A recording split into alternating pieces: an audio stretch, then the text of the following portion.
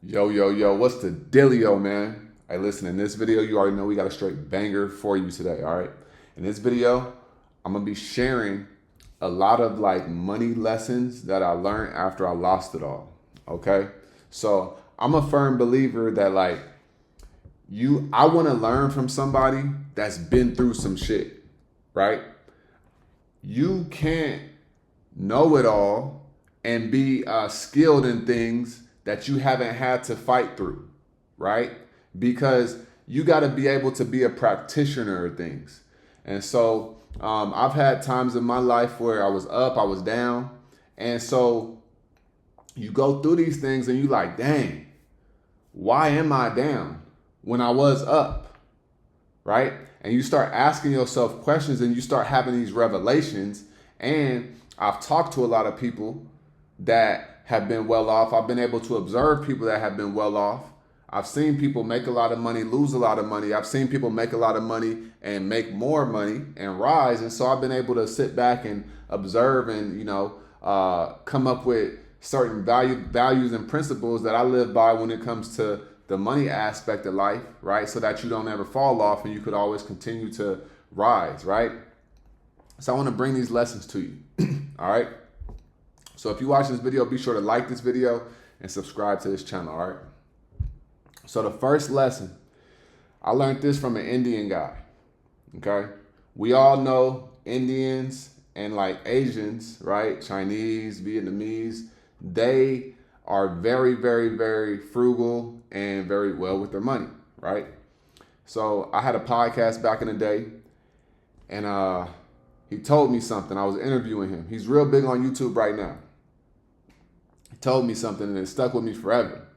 And this is something that I always try to remember. He said, if you can't buy 5 of them, you can't afford 1 of them. All right, I'm gonna say it one more time. If you can't buy 5 of them, you can't afford 1 of them. All right, now let me break this down for you. It may sound extreme. It may sound extreme, but this will ensure you ain't out here, just blowing your money on BS when you could be using that money to do the right things and get you where you want to go, right? So let's just say I want to go buy something simple, a pair of shoes, all right? And these shoes cost $100, okay? Now, I need to have a bare minimum of $500 in my account that's expendable income in order for me to buy 1 pair of shoes that cost $100. All right? Because if you think that you can afford something because you have the dollar amount that it costs, you're going to always be broke. Right? Because what's going to happen is you're going to buy that thing and then you're going to be right back at square one. You're going to be right back at square one. Right? So if you can't buy 5 of them, you can't afford 1 of them. Now you may say that's extreme, but I like that. Let me do 3. If you can't buy 3 of them, you can't afford 1 of them. Right? That's better than being like, I'm gonna go buy this thing right here, and all I got is the amount that it's worth. And so when I buy this thing, I'm at 0 or only got $80 left over, whatever the case may be, right? So if you can't buy 5 of them, can't afford 1 of them. All right. The next lesson, right? I lost it all. I'm sleeping on couches. I'm broke. I'm trying to figure out life. And I'm like, thinking and I'm pondering. And then it hit me. I'm like, the name of the game is really cash flow, right? Cash flow. So obviously, keep your expenses low as possible, right? Keep your expenses low. But as long as you have cash flow, you can build up something. You could build up an empire, right? So let's say you got $3,000 a month in expenses. Let's say 4,000. Okay. Now you got $4,000 a month in expenses. If your cash flow is, let's just say 5,000 a month, you got a fighting chance on getting where you want to go. Because if you could take care of everything, that you got that 4,000, and then you got an extra 1,000 a month to play with. The average American does not have an extra 1,000 a month to play with. I'm talking about bills already paid, food already accounted for, everything, right? And you got an extra 1,000. Okay, you can say, okay, I'm gonna take this $1,000 a month and flip it every month. Okay, a year, 2 years go by. Now you got, 25K, 30K in the stock market invested, because it's grown in appreciation. You like, dang. But if you didn't have the cash flow, right, every month you're gonna be barely getting by. So cash flow is the real name of the game, right? This is why sometimes with businesses, cash flow is so important, right? They got operating expenses, and they know how much money they need to make just to get by, just to pay the bills. So let's say a business is making this operating expenses every single month is 10K a month. That means it got to gross 120K a year, 10K a month just to pay the bills. It got to cash flow at least 10K, right? But it really want to be cash flowing 20K, right? So that it can start to invest into things in a business for the business to grow. But it knows that, okay, we could stay stable if we could just be able to pay these bills and pay payroll, and that's 10K a month, whatever it is. Everybody's is different, but cash flow, all right? Cash flow is the name of the game. All right. Third one, I want you to understand, and this is something I had to really understand, that like money is a tool, okay? Money is a tool, and I know we've heard this before, but it's like, okay, what is the role of money here? All right. And I got a couple things written down that these all work together. Don't work for the money, okay? Let the money make the money, and then you work to get investment capital. You don't work to make money. You work to get investment capital, okay? So, and that goes back to being that money is a tool. Because when you understand that money is nothing but a tool, here's what happens. You start to look at it different. I've been in places where I remember I was down bad, right? And then I remember I started going and selling cars, and then I got my money up, right? And so I was a saver. That's another thing. Stop saving money. You got to put your money into the markets and learn how the markets work so that your money could be growing without you, because the banks aren't going to give you a 20% return in 2 weeks. You got to learn how to get 10, 15% returns in 2 weeks in the stock market, okay? But money is a tool. So a lot of times we think that we work, we make money, and we pay the bills. But no, right? If you on your come up, if you're trying to get out of a hole, you're going to have to work. You're going to get the money. But you don't spend the money on the things that you want right then and there, right?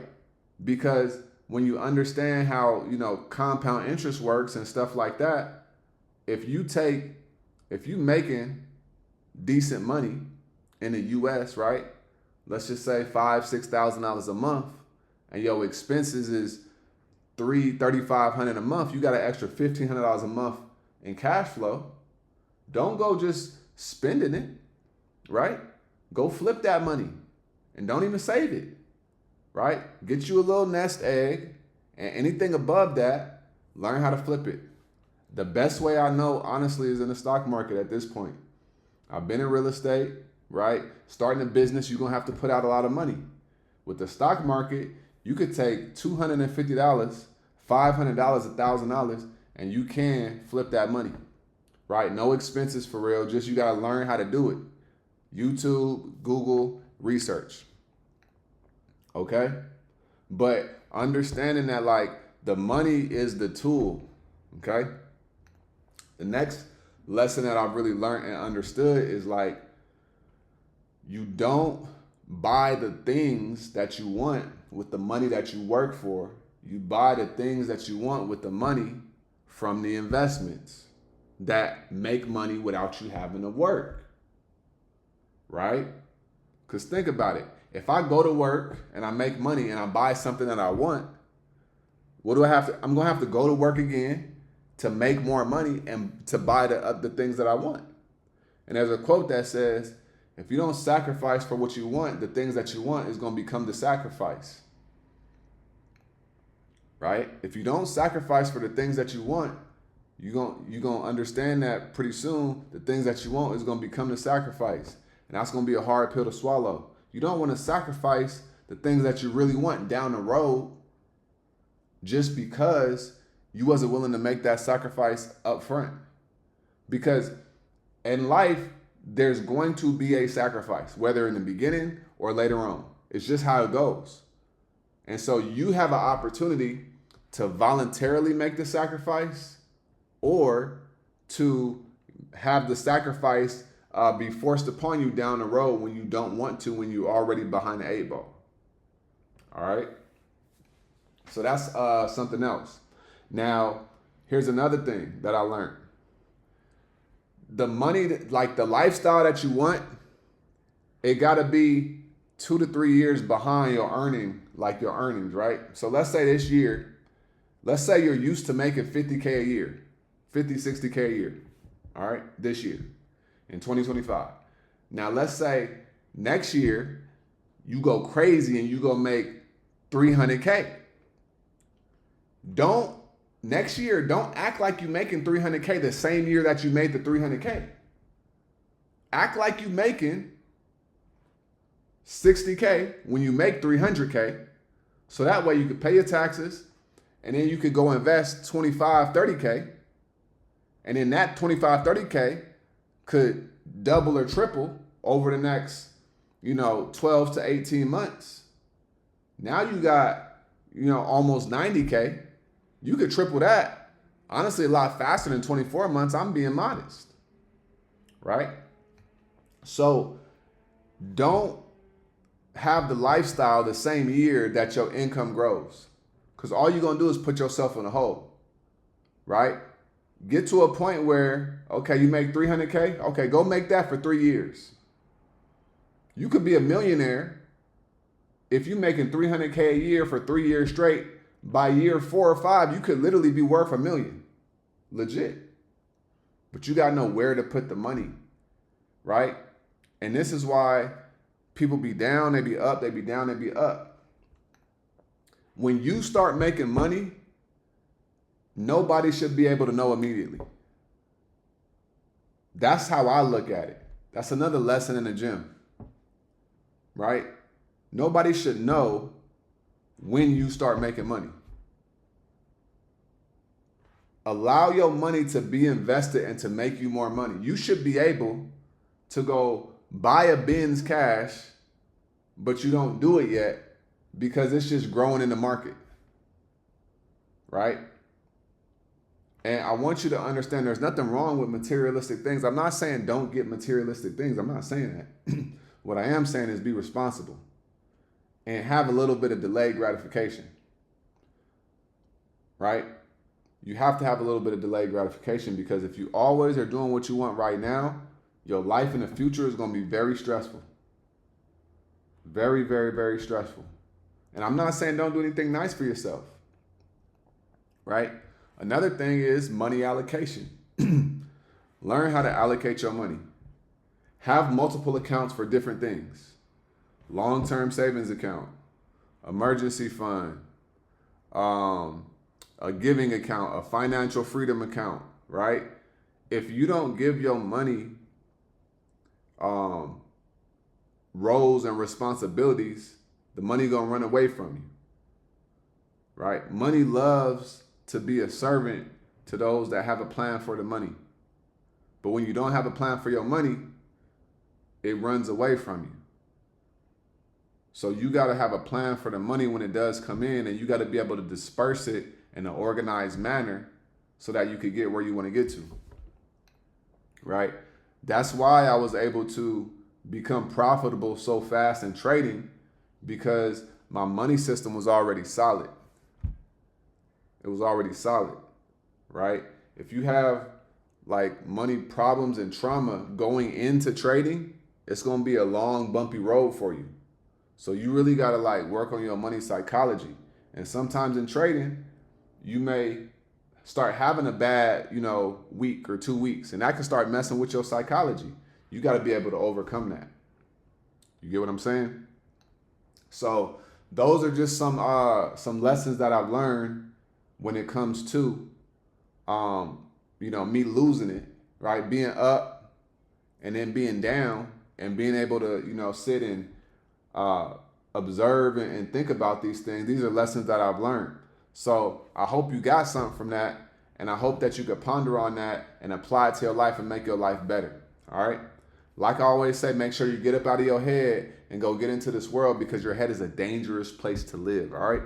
And also remember, the more you study, the less you worry. All right. I'm going to see you guys on the next video. Peace.